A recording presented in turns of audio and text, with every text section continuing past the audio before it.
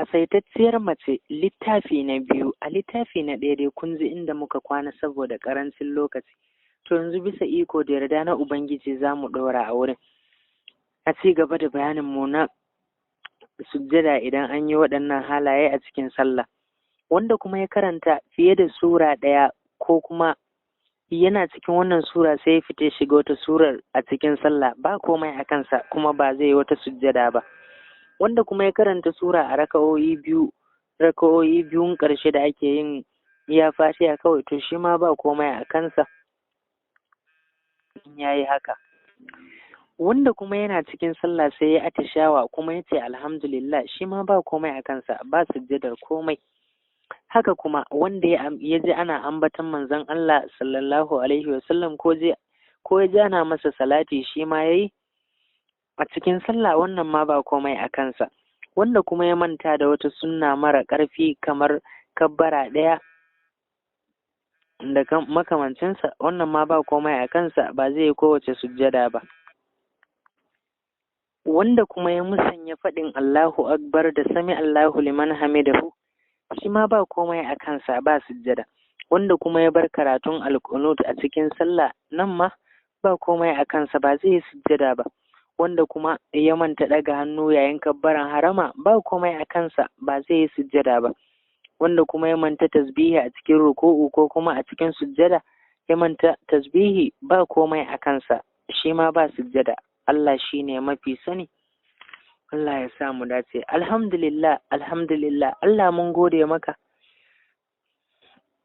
Ni ma kuma ya Allah na gode maka da ka nufe ni da yin abin da al'umma za su karu da shi.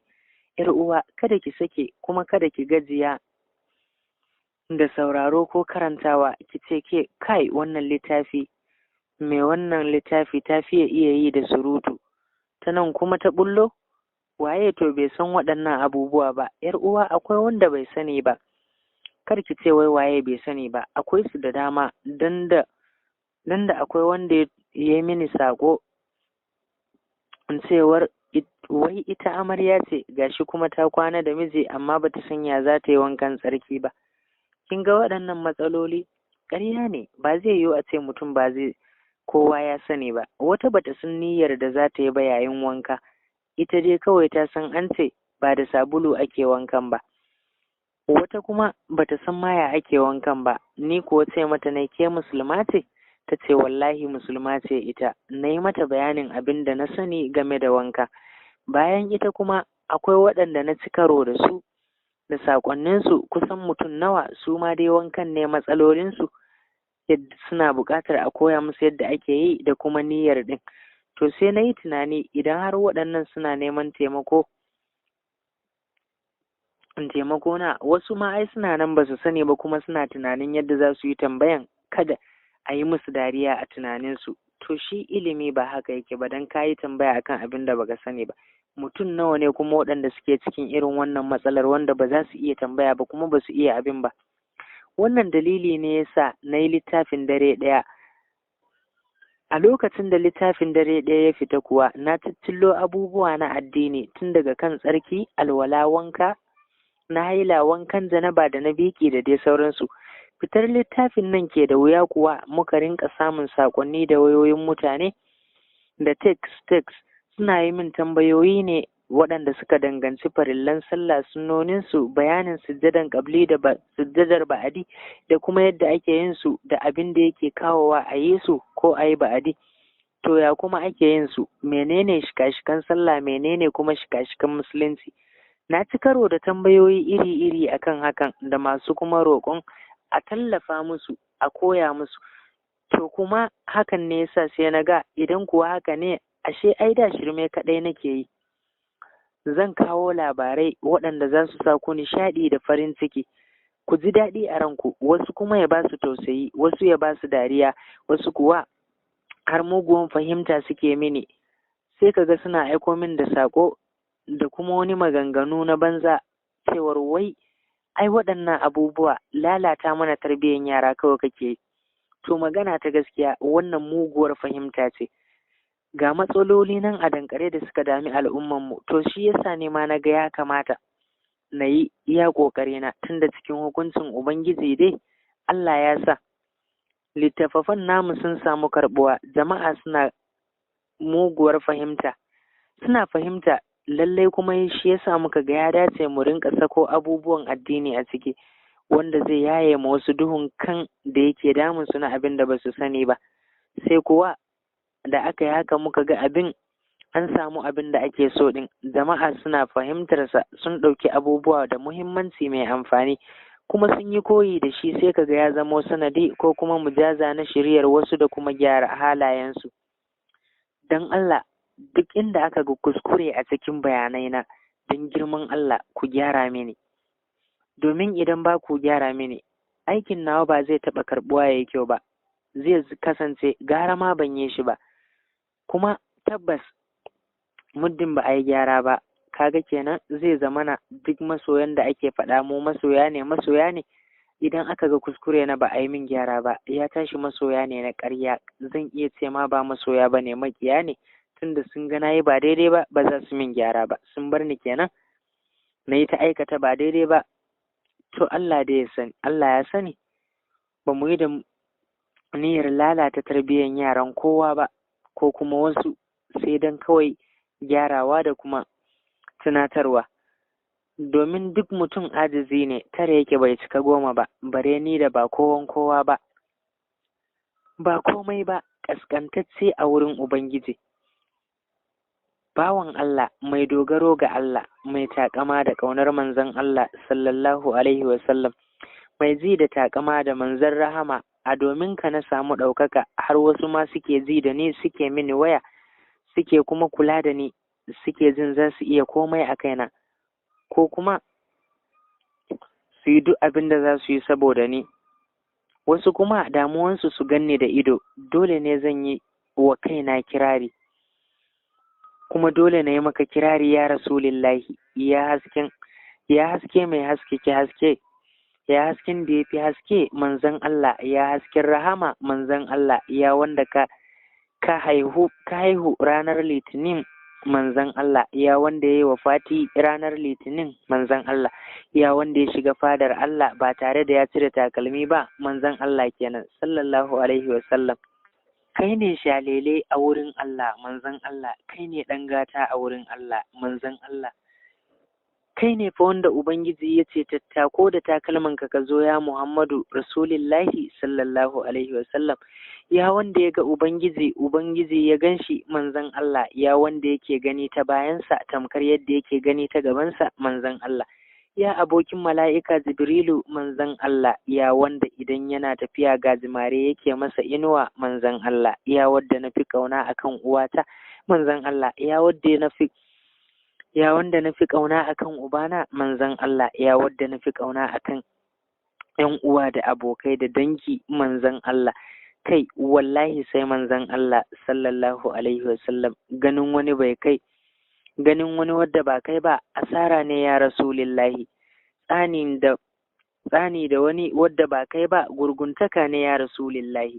Kai wallahi babu wani wadda ya kai manzon Allah mu'ujiza, shine fa wadda idan Annabi Isa ya zo gabansa yake kaskancewa, haskakawa manzon Allah, shine fa wanda idan Annabi Musa ya zo gabansa Musa yake kasancewa, shine fa wanda idan annabin da ya fi kowane annabi daraja ya zo gabansa zai kasance annabi ne, zai kasance ba kowa ba, shine annabin da ya fi kowane annabi daraja manzon Allah.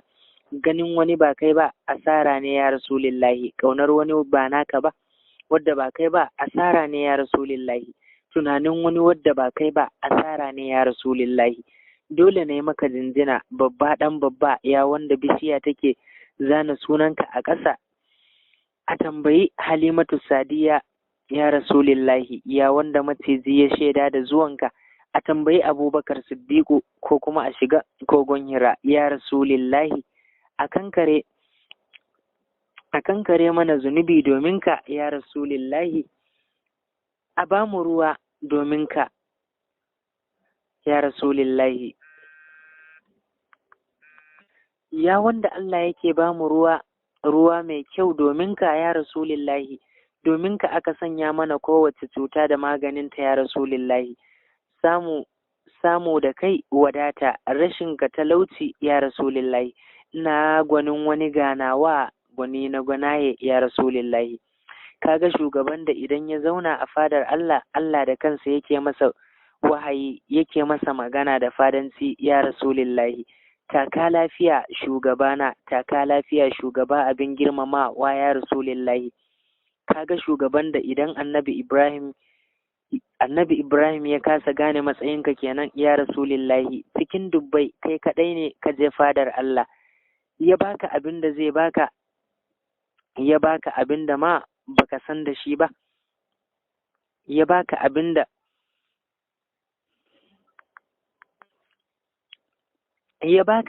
zai baka daga kai sai shi ya rasulillahi, babu kowa tsakaninku. La ilaha illallahu, la ilaha illallahu ya Muhammadun rasulillahi, la ilaha illallahu ya Muhammadun rasulillahi, la ilaha illallahu Muhammadun rasulillahi sallallahu alaihi wasallam.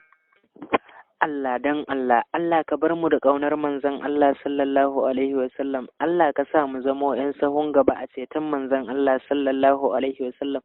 Allah ka ji kan al'ummar musulmai maza da mata, manya da yara. Ya Allah ka saka aljanna ta zama makomar musulmai ga baki ɗaya. Ya Ubangiji Allah ka ji kan waɗanda suka riƙa mu gida na gaskiya. Haka kuma ya Allah ka ji kan Salisu Halifa ɗaga Hadiza Salisu Sharif wadda ya rasu ɗan kimanin shekara 6. Ya Allah, in ka sa ya huta, annabi ga ɗanta Salisu, Allah ka sa ya san da zuwansa. Mu kuma idan tamu ta zo, Allah ya sa mu cika da kyau da imani, Allah ya sa annabi ya cece mu, amin. Allah ya sa mu cika da kalmar shahada, mu tashi da ita ranar alƙiyama, amin summa amin. Kada fa ku manta, kuna sauraro ne kirari na fiyayyen halitta tare da ni naku mai nishaɗantar da ku kullum da koyaushe. Kuma fa kar ku manta, muna nan a littafin ƙasaitacciyar mace mai mallakar miji, littafin da ya samu rubutowa daga Hadiza Salisu Sharif. Don haka kar ku ce na cika surutu da zaƙewa da yawa, zan dakata, don haka sai mu ci gaba da labarinmu na littafin. Haka kuma ina godiya ga Allah da ya bani ikon kammala muku littafin ƙasaitacciyar mace mai mallakar miji kashi na 1 cikin hukunci na Ubangiji, kuma gashi na dawo muku da na biyu wadda tare suka fito da na 1. 'Yan uwa, ina mai matsalar rashin haihuwa wadda tana so amma abu ya gagara? 'Yar uwa, me ya kai ki yin planning ɗin asibiti ko kuma allura ko shan ƙwaya ko magani ko kuma saka roba a mahaifa da dai sauransu, alhali duk da kin san suna da matsala kuma su suke haifar da ciwo na kansa a mahaifa, ko kuma su sa miki zubar jini ko su hana ki jin daɗin rayuwarki, ma'ana su rage miki ni'iman da zaki gamsar da mijinki? Me ya kai ki yin wannan ɗanyen aiki, 'yar uwa? Haba da Allah, bai dace da ke ba matsayinki na 'ya mace musulma. To ta nan ma dai zan iya muku albishir da cewa albishirinku ga hanyoyi nan na yin tsarin haihuwa na Hausa wadda babu cutarwa a cikinsa. Abubuwa ne masu inganci wadda idan har kika gwada za ki ga amfaninsu. Babu ruwanki da ciwon mara ko zubar jini ko yin allura ko shan ƙwaya magani ta hana abin nan, kiga kamar za ki fashe ƙwaya ta hura ki, mijinki ya ringa ɗaga ki da ƙyar, ko kuma kiga ta zo ta ramar da ke kin yi ƙashin wuya kamar mai duk abin da mijinki zai kawo miki za ki cike amfani da shi duk a banza, ba za ki yi kumburin komai ba. Haba Hajiya ta, 'yar uwata, me yayi zafi da za ki jefa kanki cikin wani matsanancin hali ki zo kina haɗuwa da ciwon sankara, a zo ana Allah ne ya aiko, alhali ko ke kika jawo wa kanki? 'Yar uwa, ki fantsama a cikin wannan littafin, ki saurara da kyau, ki duba, ki nutsu, ki ji yadda zaki haɗa wa kanki maganin da zaki planning ɗin shi da shi, planning ɗinki na shekarun da kike bukata, iya lokacin da kike so ki haihu, Allah sai ya baki. Da zaran kin daina, cikin ikon Allah sai ki samu ciki kuma ki haihu lafiya da taimakon Ubangiji. Amma 'yar uwa, me yayi zafi da zaki kai kanki wani wuri ki ɗauki abin da ba shi ba idan dai ba allura ba. Idan kin samu ciki kina shan wahala a cikin wani lokacin haihuwan ma takan zo da matsala ko tangarɗa ko kuma ku yi ta fama da matsin rayuwa ana halin la haula wala quwwata sosai, wanda ta kai ki za ki kai kanki dole sai an tsara haihuwarki. Ina amma fa manzon Allah sallallahu alaihi wasallam ya ce ku yi aure ku hayayyafa domin na yi alfahari da ku ranar lahira. Ba ku so kenan yi alfahari da ku? To amma fa yanzu yin tsarin nan fa na haihuwa sai ki ga ko ina ya zama ruwan dare, kowa yana haka. To don haka ki yi abin da ba zai cutar da ke ba. Ina so ki nutsu ki ji littafin nan da kyau domin samun tazaran haihuwa. Haka kuma iyaye mata, ina mai ya budurwa wadda ta fara nono kike ganin kamar ta fara nonon da wuri za ta yi saurin girma. To, domin magance wannan matsalar ma ki saurari wannan littafin don ki ga yadda ake haɗin sinadarin da yadda za ki yi da nono don kada ya girma ko kuma ya ragu. Ki ga haɗin da za a yi, haɗi ne ba mai cutarwa ba wadda za ki yi wa ‘yarki ki rage mata girman nono ko kuma ya zauna a haka yadda yake har sai ta ƙara girma daidai da shekarun da kike so sannan ya ci gaba da fitowa. Ki duba wannan littafin za ki samu komai. Ki huta da tagumi akan waya za ki da ‘yarki ta fara ƙirgar dangi da wuri samari za su dame ta. Ina matar da take fama da matsalar rashin ruwan nono, ma'ana idan ta haihu sai ta yi wasu kwanaki kafin ruwan nonon ta ya zo, a ƙyale yaro a yi ta ɗirka masa madara ko kuma a bar shi da yunwa sai dai a ɗumama masa ruwa ko kuma a rinƙa dama masa madara. Madaran da ba amfani take yi a jikin yaro ba sai dai kawai a bashi ya sha don son ƙarya da son gayo. To ‘yar uwa, kina fama da wannan matsala ta rashin zuwan ruwan nono a kan lokaci idan kin haihu, to ki duba cikin littafin nan domin ganin sinadaran da zaki haɗa saboda samun wadataccen ruwan nono. Yaron ke rinka sha yana ƙoshi ya samu kuzari a jikinsa da kuma lafiya, ya yi bulbul da shi ko ina a rinka sha'awarsa, ana yabawa da kyan yaron da kuzarinsa domin kuwa nono shine jagora wajen samar wa ɗanki lafiya da kuzari. Ko kuma babbar mace ce da haihuwarta ta fara nisa take samun matsala akan hakan, to za ta iya shayar da ɗanta. ‘Yar uwa ki duba domin ki ga yadda za ki yi amfani da komai naki a wadace, ki rinka shayar da ɗanki ya samu kuzari da lafiya kamar ɗan yaron mace na fari. Auren saurayi da budurwa da suke zan junansu suke tsananin kulawa da abin da suka haifa. Kai koma dai menene ‘yar uwa, wannan littafin ya kunshi komai. Mai neman kiba da wacce take so ta murje ta zama cikakkiyar mace, kasaitacciyar mace, ki yi cif da ke, da kuma wacce lankarwa ta ɓata mata jiki duka dai, da kuma masu wani irin yanayi wa kuma yake fama da lankarwa a jiki. Kai koma dai menene wannan littafi ya zo muku da komai akan duk matsala da suka dami al'umma. ‘Yar uwa, a ciki fa za ki ga sirrukan wasu magunguna da suka dami al'umma game da yara ko manya. Za ki ga yadda ake haɗin maganin su cikin sauƙi, ba sai ta kai ki ga wani abin da ba haka ba, ba sai ta kai ki ga asibiti wajen rubuto miki wasu magungunan da za su dama miki lissafi da ke da mai gidanki ba. A cikin haka za ki ga sirrika cikin ikon Allah, in kika yi amfani da su za ki samu sauƙi da waraka, mutum ya je shi garau kamar ba shi ba. Allah ya taimaka mana, amin summa amin. A ciki kuma za ki ga sirrin yadda ake gyaran gashi da kuma sauran abubuwa mai gida ya rinka sha'awa a koyaushe. Ke dai mu tsunduma gaba ɗaya zuwa cikin littafin ku ga yadda ake gyaran komai da komai ya koma kamar na Larabawa da kuma ko mutanen Hindu. Babi na ɗaya, kashi na farko, za mu yi bayani akan yadda ake gyaran nono ya cicciko ba zai tamushe ba ya koma kamar na tsohuwa, ina sai kin duba. Kashi na biyu kuma za mu yi bayani ne akan sirrin haɗin da za ki yi domin ƙara wa mace ruwan nono idan ta haihu. Kashi na uku kuma za mu yi magana ne akan ɗaukewar ruwan nono cikin sauƙi idan kin yi yaye da kuma maganin ciwon nono. Kashi na hudun kuma za mu yi bayani ne akan hanyoyin da zaki bi don hana nonon budurwa girma da wuri. Babi na biyu kuwa yana kunshe ne da babi na biyu kuma a cikinsa za mu yi bayani ne akan hanyoyin da ake bi a sauƙaƙe wajen tsarin haihuwa. Babi na uku kuma za mu yi bayani ne akan yadda ake haɗa sinadaran mayuka da gyaran gashi ya yi tsawo da baƙi da sheƙi ya rinka ɗaukan ido. Babi na 4 kuma hanyoyi ne da za a bi domin samun haihuwa idan har kin ɗauki tsawon lokaci baki haihu ba kuma kina sha'awar son haihuwa. Babi na 5 kuma za mu yi magana ne irin mazan da mata suka fi so su aura da kuma irin matan da maza ma suke so su aura gare ku daga littafin ƙasaitacciyar mace mai mallakar miji, littafi na 2, babi na 1, kashi na farko, gyaran nono. Abubuwan da zaki haɗa domin nonuwanki su girma, su cicciko, su yi ƙwarjini, ba za su yamushe ba, koyaushe zaki gan su luhu-luhu kamar an hura balam-balam, yadda mai gidanki zai ji daɗi duk lokacin da ya kamo za su cika masa hannu. Ga abubuwan da zaki nema ki yi amfani da su na haɗi kamar haka. Ki samu farar shinkafa, jar dawa wato dai dawa ja, masara rawaya da kuma 'ya'yan kankana.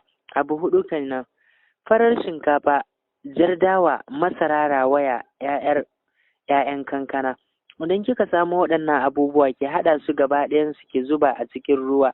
Idan suka jika sai sun fara tsiro sai ki saka a cikin kwando, ki tace su, ki miƙa, ki shimfiɗa buhu, ki baza su bushe sosai.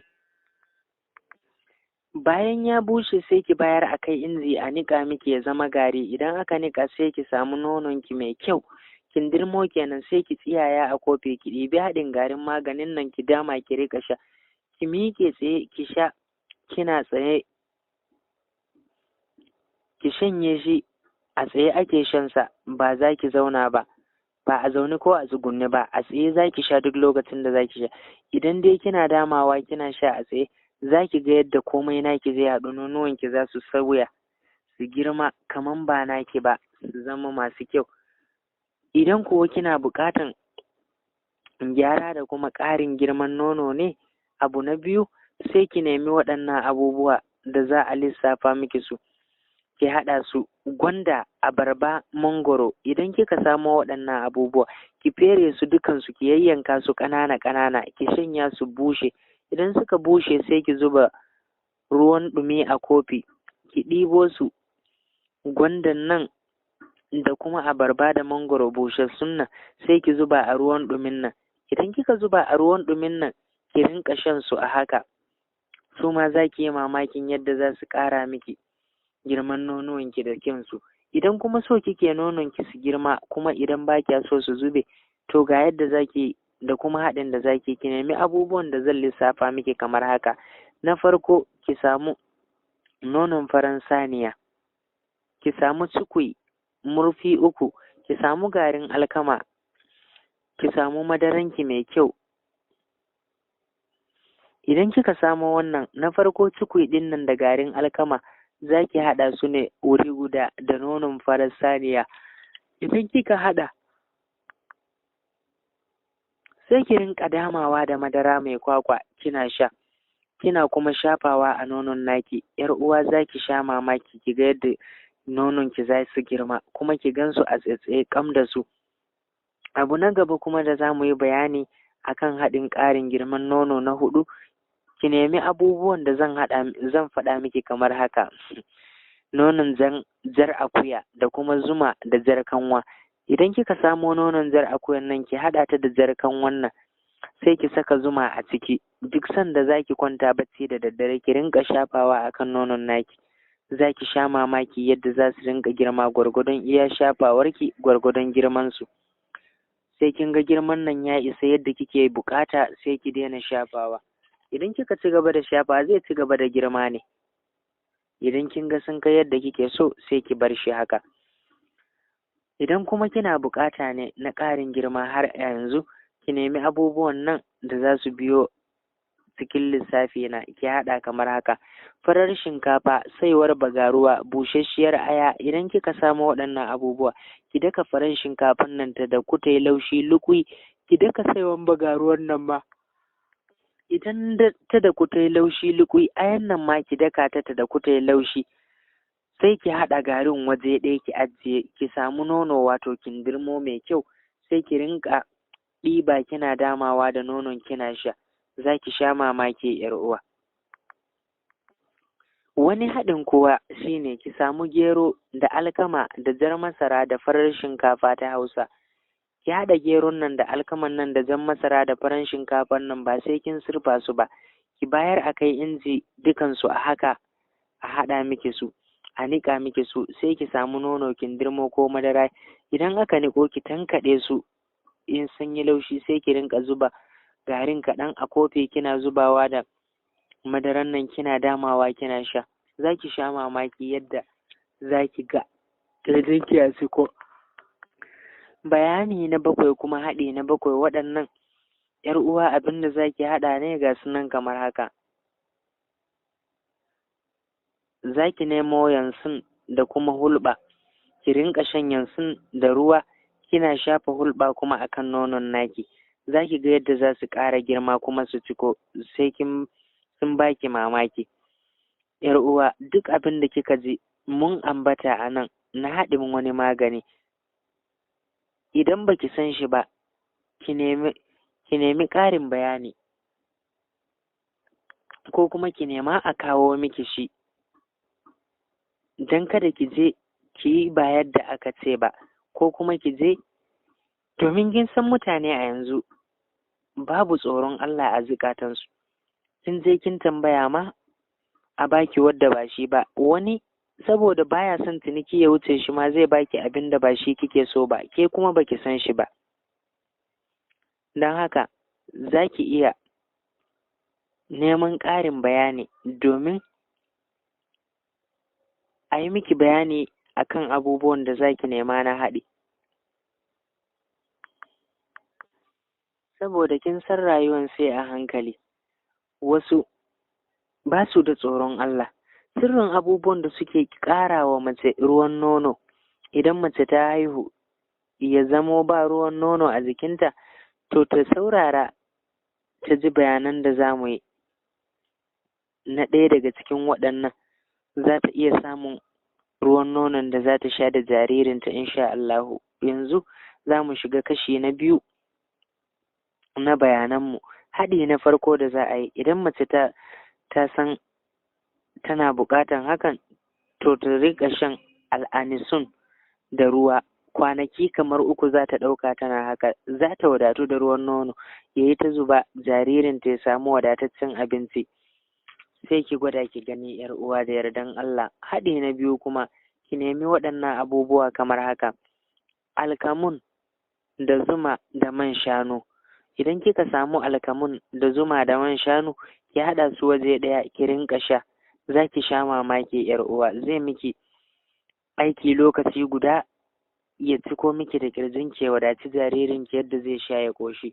Wani haɗi na 3 kuma shine haɗi da za a yi na kawowar ruwan nono. Sai ki nemi habbatus sauda. Idan kika nemo habbatus sauda, sai ki dafa ta dafu. Idan ta dafu sai ki riƙa shafe nononki da ita, zai sa ruwan nan ya kawo sosai ya wadaci jaririnki.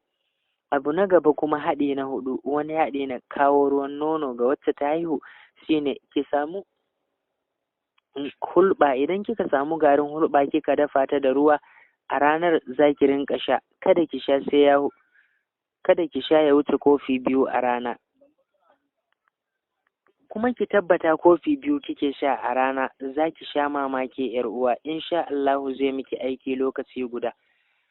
Haɗi na 5 kuma, ki nemi waɗannan abubuwa da zan faɗa kamar haka, ki haɗa su: habbatus sauda, ruwan sha'ir. Idan kika samu habbatus sauda da ruwan sha'ir, idan aka ɗebo miki habbatus saudan nan cikin babban cokali 2 za ki ɗeba, sai ki zuba a ruwan sha'ir ɗin, ita 1.5 za ki ɗeba. Idan aka tafasa aka bari ya huce kamar minti 20, sai ki yi ƙoƙari ki shanye ta a wannan ranar. Insha Allahu wannan ma magani ne da zai kawo miki nonuwanki su ciko yadda zai kawo ruwa ya wadaci jaririnki ya sha ya ƙoshi ba tare da matsala ba. Abu na gaba kuma da za mu yi bayani shine shi ma na zubar ruwan nono ne. Sai ki samu na'ana'a kofi 2 ko kuma kofi 3 ki rinƙa sha a rana. Shi ma zai yi miki abin da kike buƙata lokaci guda. Abu na 3 kuma, kashi na 3 kuma, an ci gaba da bayaninmu, maganin ɗaukewar ruwan nono ne shi ma, duk dai cikin sauƙi idan kika kiyaye. To ‘yan uwa, iyaye da kuma matan aure, ki kula ki lura, ba ruwanki da allura, bare kuma idan kin sake haihuwa nonon ki ya ki zuwa miki da wuri, ba ruwanki da ciwon nono lokacin yaye, zai yi miki sauki, bare kuma ki yi allura rinka saka miki zazzabi, baki da sakar da sukuni. Idan hakan kike bukata ga haɗin da zaki yi idan kin yi yaye, ruwan nonon ki ya ɗauke ba wani wahala ko ciwo. Idan mace ta yi yaye tana so nonon ta ya ɗauke, sai ta yi amfani da ɗaya daga cikin waɗannan magunguna da za mu yi bayani. Mai shayarwa za ta iya haɗawa, ta samu alsuzaf da kuma alkazbara da kuma gishiri, ki haɗa su waje ɗaya, ki zuba su a cikin abin da za ki rinka ci, ki rinka ci da shi, ruwan nonon ki zai tsaya ba tare da wata matsalar da za ki fuskanta ba. Idan kuma mace ta samu matsalar mama,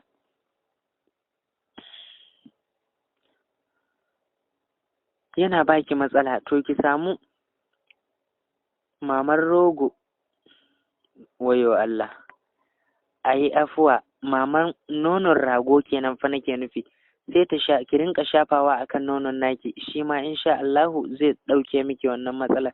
Ruwan zai janye kamas ba tare da wahalar komai ba, ba ciwo ba zazzabi da zaki ta fama da shi.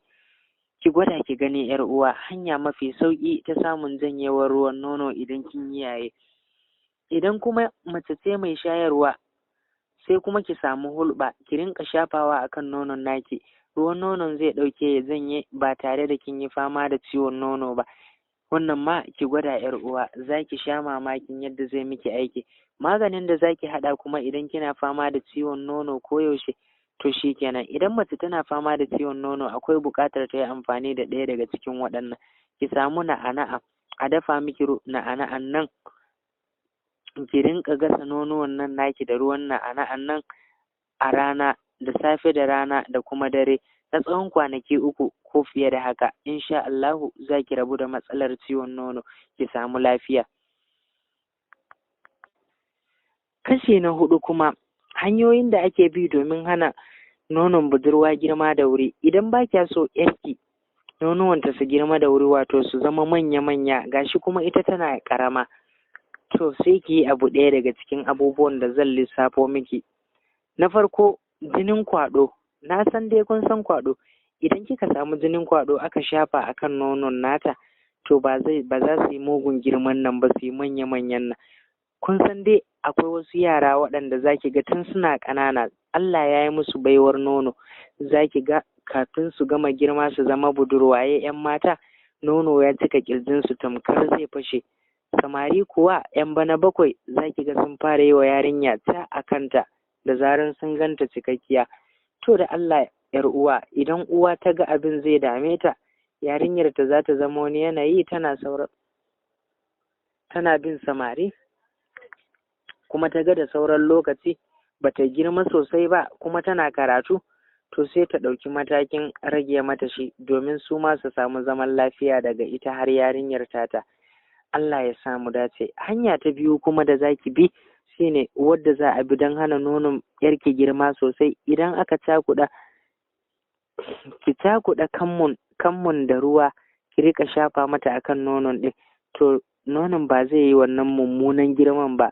Zaki kansu sun kasance saffa-saffa ne, ba zai cika miki kirjin yarinyar ki har ta zo ta zama wani yanayi ba. Har zuwa 'yan matan cinta za su kasance daidai da daidai, don samari ma su kasance su suke jira. Duk ƙanƙantar yarki da zaran sun ga nono a kirjinta, to samarinmu na yanzu za ki ga sun fara zarya a kanta. Magana ta gaskiya kuma, mafi akasari matasanmu na yanzu to fa rayuwar sai a hankali. Hanya ta 3 kuma don hana nonon yarki girma, idan kika samu dunhu kai ai mini uzuri, ki samu duhun wardi ki rinka shafa mata akan nono, shi ma yana hana su irin wannan wawan girman. za ki ga za su rika tasawa a hankali har su yi daidai da shekarunta, lokacin da za ta zama cikakkiyar budurwa, ma'ana lokacinta ya kai kenan. Hanya ta 4 kuma wadda za ki bi domin hana nonuwan budurwa girma ita ce, idan kika samu muzdaki ki rinka shafa mata shi ma akan nonon, shi ma yana hana su wannan wawan girman, zai tsaya ya rika girma a hankali. Duk abin da baki sani ba ko baki gane ba kuma kina bukata ko kika nema baki samu ba, kada ki je inda za a baki abin da ba shi ba, ki yi amfani da wani abin da ba haka ba. To sai ki neme mu domin ƙarin bayani, saboda kar ki jawo wa kanki abin da ba haka ba. Alhamdulillah, Allah ya sa mu dace. A nan muka kawo ƙarshen babi na ɗaya, babi na gyaran nono. Duk abin da ya shige miki duhu, ‘yar uwa, ko kuma baki san shi ba, ki neme ni don matsala ce kike ciki, sai abin da ba shi ba. Allah ya taimaka mana, amin summa amin. Yanzu kuma za mu shiga babi na biyu, wato babin yadda za ki tsara aihuwa da kanki iya tsawon lokacin da kike so, ba sai kin je kin yi wani allura ko kuma wani abin da zai zo daga baya ya cutar da ke ba. Allah ya taimaka mana. Babi na biyu, hanyoyin da ake bi cikin sauƙi a yi tsarin iyali, wato tsarin haihuwa, family planning kenan. Abu na farko, ki samu gishiri, ki samu maɗaci. Abu biyu kenan ko, gishiri da maɗaci. Idan kika samu gishiri da maɗaci kika haɗa, maɗacin nan ya jiku sosai, ki sa gishiri kaɗan ba mai yawa ba. A wannan watan ba za ki samu ciki ba, sai ki ɗauki, sai kuma wata na gaba. To wata na gaba ma haka za ki rinƙa yi. Kin ga kenan za ki riƙa abinki. Idan kin sha wannan watan za ki tsallake sai wani wata na gaba, haka za ki rinƙa yi. Abu na gaba kuma, za ki iya samun na'ana'a. Idan mace ta samu ganyen na'ana'a, za ki rataya a jikinki, ba za ki samu ciki ba. A wannan ranar da ganyen na yake makale a jikinki, ba za ki ɗauki ciki ba ko a yaushe ne, muddin kina tare da shi, sai dai idan har kin cire shi daga jikinki. Idan kuma mace ta samu ciki, takan yi ƙunzugu da ganyen na'ana'a. Idan har kika yi ƙunzugu da ganyen nan, zai iya zubar da cikin. To don Allah, ‘yar uwa, ki ji tsoron Allah. Ki sani in kika zubar da ciki kin yi kisan kai. Ki san yadda za ki tsarin ki, kar cikin ya shiga.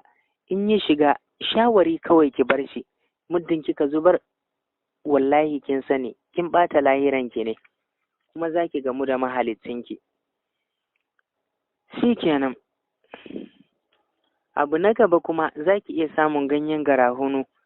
Mace ta samu 'ya'yan ganyen garahunu guda 3 ta sha. To a fa wannan shekaran gaba ɗaya zai matuƙar wahala ki samu ciki, sai dai kuwa a shekara ta gaba. Amma ban da wannan, a wannan lokaci da kika sha, kin riga kin gama kenan. Shi ma tsari ne na iyali, ba sai kin yi alluran da za ta zo ta kawo miki matsala ba. Bayani na gaba kuma, za ki samu kan jemage. Na san dai kun san jemage.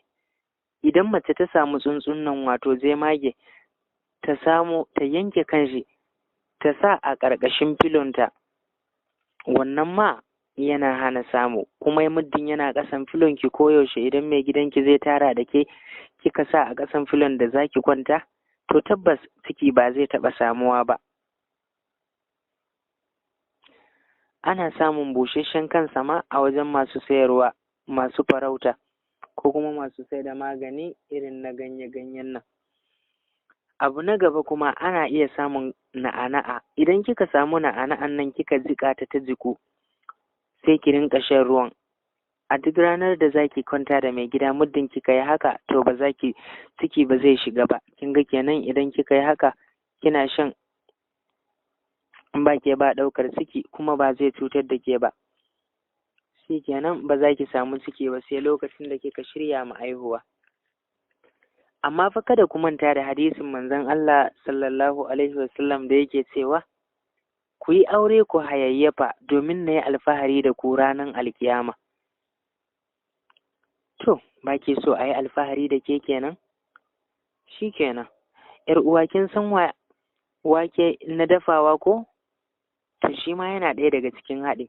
Idan kika samu wake, idan kika samu wake ɗanye, kika tattauna shi kika haɗiye to shi ma fa wannan yana hana ɗaukar ciki sai washe gari, muddin a ranar da kika yi shi to ko mai gida ya sadu da ke ba za a samu ciki ba.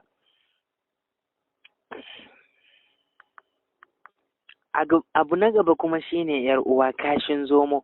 Na san dai kun san zomo, to duk macen da ta samu kashin zomo ta yi guru da shi ta ɗaura a ƙugunta, matuƙar tana tare da wannan abin to fa ba za ta taɓa samun ciki ba sai ranar da ta cire shi daga ƙugunta. Idan kuwa Allah ya kawo rabon ciki fa ki sani ba kashin zomo ba, ko me kika yi to sai cikin nan ya shiga. Wannan kaɗan kenan. To kun ji 'yan uwa, hanyoyi ne na ba da tazaran haihuwa, amma fa ina so a ji tsoron Allah wajen aiwatarwa. Kada a yi ta cutar miji, shi yana ganin kamar Allah ne bai kawo ba, nan kuwa ke kike yin 'yan dabarun nan naki. Sai kuma a kula, a san yadda za a rinka bin al'amarin. Allah ya taimaka mana, Allah ya sa mu dace. Amin summa amin. Alhamdulillah, a nan muka kawo ƙarshen hanyoyin da za a bi don tsarin haihuwa. Sai kuma san da kika so kika daina sannan ki samu ciki. To a yanzu kuma za mu shiga bayani kan yadda ake haɗa mai na gyaran gashi, yadda zai ƙara tsawo da sheƙi da baƙi. To babi na 3, sirrin gyaran gashi, yadda za a gyara ya yi tsawo da sheƙi, ya yi baƙi, ya ƙaru, ya yi kyau. To bayani na farko, yadda za ki haɗa man karyewar gashi. Abu na farko ne sai ki nemi man kwakwa da kuma man riɗi da tatsatsen lemun zaƙi. Abu 3 kenan: man kwakwa, man riɗi, tatsatsen lemun zaƙi. Ki haɗa man kwakwa da man riɗi, ki rinƙa shafe kanki da su, kina yawan yin kitso da su. Yana hana gashi karyewa, za ki ga yadda gashinki zai ƙara tsawo da yawa. Ki rinƙa yawan shan matsatsen lemun zaƙi, yana hana karyewan gashi shi ma. Bayani na gaba kuma da zaki domin gyara gashin kanki da kuma hana shi karyewa da zubewa kuma ya ƙara tsawo, to sai ki nemi man zaitun da kuma gemun ceɗiya da kuma gemun kwaɗo da kuma ƙansuwa da man zogale da garin ɓawon atle. Idan kika haɗo waɗannan abubuwa, ki haɗa su waje ɗaya, ki daka su daku su yi laushi. Idan suka daku suka yi laushi, sai ki rinka kwaɓa su da man zaitun da kuma man zogale, sai ki rinka shafawa a gashinki kuma kina kitso da shi. Za ki sha mamaki yadda zai ƙara miki tsawo da sheƙi na gashi, yar uwa. Sai kuma man karu'i, ki samu man karu'i ki rinka shafe gashinki da shi, kina yin kitso da shi, shi ma yana aiki ba kaɗan ba. Wadda kuma za ki iya hana gashinki karyewa da shi, za ki samu abu na farko, yana ƙara tsawo da sheƙi da gashi na kyau. Ki samu man habbatus sauda da ɓawon ɗinya da kuma man auduga. Idan kika samu waɗannan abubuwa, ki daka su, ki ringa haɗawa da kanamfari, sai ki kwaɓa su da man habbatus sauda da kuma man auduga, ki rinka shafawa a kanki, kina kitso da shi, shi ma za ki ga yadda zai ƙara miki tsawo da sheƙin gashi, ya ƙara yawa da ƙwarjini a idanun mai gida. Abu na gaba kuma da zai sa gashin ki ya baki da tsawo da sheƙi shine ki nemi waɗannan abubuwa da zan lissafo miki su kamar haka: ganyen sheɗiya, ganyen magarya, garin wiwi, bawon ayaba da ma'ul kal. Ki haɗa su waje guda, ki daka su. Idan suka daku, ki rinka wanke kanki da shi, kina haɗawa da manki kina wankewa da su. Za ki yi mamakin yadda gashin ki zai tsawo da sheƙi. Abu na gaba kuma, ki samu man gashi, mai sanya gashi da ƙara tsawo da sheƙi. Idan kika samu wannan mai ɗin, sai ki haɗa da waɗannan abubuwa da zan faɗa miki kamar haka: man alayyadi, yalash, man zaitun, ganyen sheɗiya, busasshen ɓawon ayaba. Abu nawa kenan? Abu 5 kenan: man alayyadi da kuma yalash da man zaitun da ganyen sheɗiya da kuma busasshen ɓawon ayaba. Ki daka ganyen sheɗiyan nan da ɓawon ayaban nan, ki daka su sosai, sai ki haɗa da man zaitun da man alayyadi da kuma yalas, sai ki soya su a waje ɗaya, ki zuba a roban ki mai kyau. Idan kika tashi kitso, ki amfani da shi. In kin tashi tsifa, in kin tsefe, ki shafe kanki da shi. Za ki yi mamakin yadda zai miki aiki.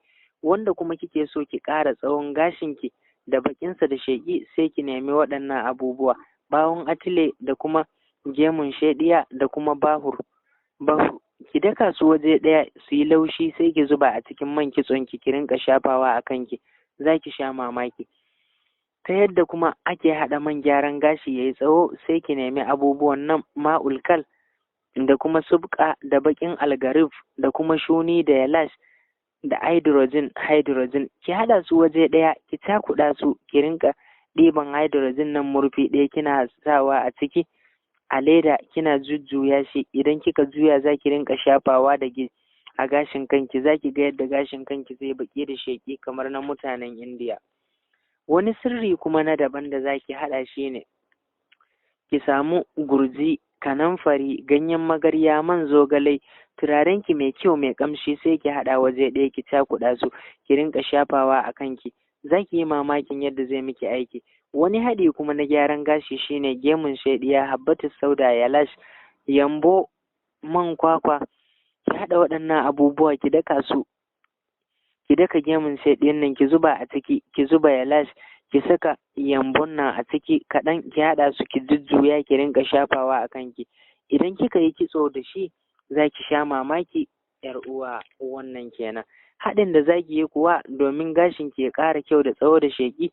Za ki samu lalle tare da man zaitun. Idan kika shafa ma gashin ki lalle da man zaitun zai yi matuƙar kyau, ya daina zubewa. Idan kina shafawa a kanki tare da man zaitun kina kitso da shi, lalle kam za ki rinka sheƙi ne, zai rinka sheƙi da tsawo da kyau. Abu na gaba ki samu waɗannan abubuwa da zan faɗa miki kamar haka, altin da kuma kal. Idan kina so gashin ki ya baƙi da sheƙi, ki samu altin da kal ki haɗa ki cakuɗa su ki rinka shafawa sama sama. Idan ya huce sai ki wanke shi, za ki sha mamaki yar uwa. Yanda za ki haɗa sinadarin da za ki ƙara wa gashin ki tsawo kuwa shine ki samo ganyen magarya. Idan kika samu ganyen magarya kika dafa shi ya dafu sosai, ruwan ɗin sai ki wanke kanki da shi, za ki sha mamaki. Alhamdulillah, alhamdulillah. A nan ne muka kawo ƙarshen haɗin sinadarin gashi da za ki haɗa domin gyara gashin kanki. Idan za ki ɗauki ɗaya daga cikinsu ki yi amfani da shi, wannan sirrika ne, ki rinka amfani da shi cikin ikon Allah. Za ki ga yadda gashin ki zai yi kyau da santsi, ya yi tsayi kuma ya yi tsawo, ya rinka sheƙi yana ɗaukar ido, zai kuma yi miki ƙarfi domin zai daina karyewa. Kin ga kenan gyaran kai dole ne ga ya mace, saboda gashi yana ɗaya daga cikin abin da yake jan hankalin ɗa namiji. Zai yi ta yamutsa shi yana wasa da shi domin yana sa shi nishaɗi. Idan kika bar kanki ya caccakuɗe dukun dukun yadda yana warin dauɗa, ko kuma ya yi gumi yana tsami, ya zubo miki dauɗar nan a kanki, ya rinka miki wani irin yanayi, tana yi miki ƙaiƙayi. Idan mijinki yana wasa da ke ya rinka jin warin dauɗa da kuma ɗoyin kanki, yana tayar mishi da zuciya, za ki ji ya gaba ɗaya da zaran ya gama abin da zai yi da ke cikin jin daɗin zuciyarsa, ba dan ya so ba, saboda baƙin ciki haka zai haƙura. Idan kuma ya yi wanka, kikan yi wankan tsarki kin zuba ruwan nan a kanki, hakan zai rinka biyo wuyanki baƙiƙirin da shi. Da zaran ya biyo kuwa yana miki ƙaiƙayi, kina ta fama da wasu irin susan kai saboda yanayin da kika kasance. Haba da Allah.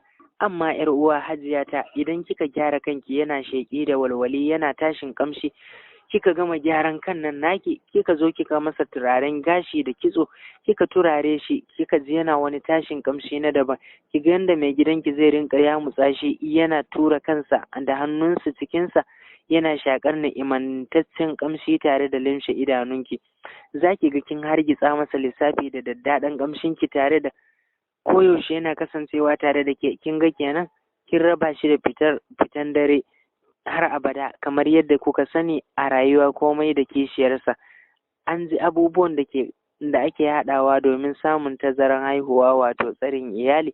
To idan kin so haihuwar, ga abubuwan da za ki yi amfani da su domin samun haihuwa, ko da ba kya so. Idan kuwa kika bi irin yadda tsarin abubuwan nan suke, cikin ikon Allah za ki samu haihuwa. Sai dai kuwa idan Allah bai yi kina da ƙwan haihuwa a jikinki ba, mu je zuwa ki jarraba, ki zaɓi wadda zai fi miki sauƙi, wadda ya karɓe ki. Allah ya taimaka mana. Amin summa amin. har yanzu dai muna nan a cikin littafin ƙasaitacciyar mace mai mallakar miji, littafi na biyu. Don jin yadda za ta kasance sai ku kasance da ni a cikin littafin nan. Na yadda mace za ta samu ciki na haihuwa, idan mace tana son ta samu ciki na haihuwa, idan dai ba haka Allah ya yo ta ba, to sai ki samu abin da za mu yi bayani a yanzu. Na farko shine wannan kenan.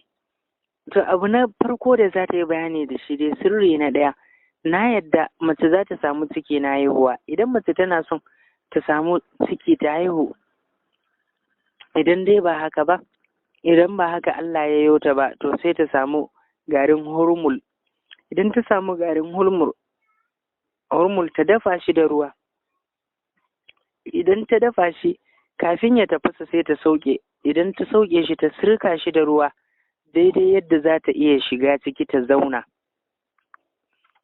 Za ki zauna a ciki har sai ya huce sai ki fita. Za ki yi haka na tsawon kwanaki 3 kuma sau 3 a rana. Insha Allahu a satin da kika yi haka, idan har mijinki ya sadu da ke, za ki iya samun ciki idan dai lafiya kalau kuke. Saboda wani lokacin abin da yake kawo matsalar rashin samun ciki ga ya mace, maniyin namiji shi ne baya samun damar shiga mahaifarta saboda ƙanƙantar gabansa, ko kuma idan ba shi da kwanciyar hankali. Domin rashin kwanciyar hankali ga ɗa namiji yana hana fitar mani yadda ya kamata a jikin shi, bare kuma har ta samu ciki. Sirri na biyu kuma yadda za ki samu ciki ki haihu cikin hukuncin Allah shine gaba ki samu abu ɗaya. Na farko gyaɗa ɗanye. Idan kika samu gyaɗa, ɗanyen gyaɗa, ki daka ta daku. Idan ta daku sai ki rinka shanta da ruwan ɗumi sau 3 a rana za ki sha. To idan har kika yi haka, mijinki ya sadu da ke, a ranar za ki iya samun ciki cikin hukuncin Allah.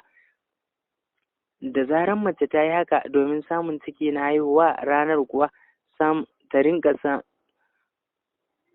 ta samu tsarki daga jinin al'ada. Idan kika gama hakan jinin haila, a ranar kika yi wanka, idan mijinki ya sadu da ke, za ki iya samun ciki. Saboda mahaifarki a lokacin ma tana buɗe, bata koma ta rufe kanta ba. Don haka ba wuya da zaran namiji ya sadu da ke, ciki ya samu shiga ya faɗa mahaifarki, mahaifa ta koma ta rufe kanta da shi a ciki. Wanda za mu yi bayani yanzu akan sirri na 4, macen da za ta iya samun ciki ta haihu da yardan Allah. Ki samu man riɗi. Idan kika samu man riɗi, idan mace ta samu man riɗi lokacin da mijinta zai sadu da ita, ki shafa wannan man riɗin a maranki. To idan dai har mijinki ya zo ya kwanta da ke a wannan lokaci ya sadu da ke, cikin ikon Allah za ki iya samun ciki har ki haihu idan Allah ya so. Sai dai idan Allah ya yi ba ku da ƙwayoyin haihuwa a jikinku, ko kuma dama haka Allah ya so ya ganku. Na yadda mace ma tana iya samun ciki. Na farko ki samu nonon taguwa. Idan mace ta samu nonon taguwa ta sha, mijinta ya zo ya kwanta da ita, wannan ma yana kawo hakan cikin yardan Allah ta samu haihuwa. Sai dai idan kuwa kun haihuwan ne babu, ko kuma Allah bai yi haihuwar za ku samu ba, to sai dai a bar wa Allah kawai ikonsa nan kuma, don ba a shige a cikin lamarin Ubangiji. Wanda ya yi ma shi ya jawa kansa. Macen da kuma da ke so ta samu ciki za ta iya samu naman zomo. Idan kika samu naman zomo, sai ki saka a kama miki zomon ɗin, a yanka miki shi. Idan aka yanka, ki soya naman ɗin sosai. Idan ya soyu, ko kuma ki dafa shi, duk da yadda ya fi miki. Ki zauna ki yi bismillah ki ci. Idan dai kika ci, wannan ma magani ne babba, sirri ne babba. Idan kika yi haka, 'yar uwa, za ki sha mamaki. Abu na gaba kuma a cikin bayani da za mu yi, sirri na 7, ki samu habbatus sauda. Idan kika samu habbatus sauda, ki niƙa ta, ki tankaɗe ta, sai ki rinka haɗa, ki cakuɗa ta da man shanu, ki rinka lasan shi lokacin da za ku kwanta da mijinki.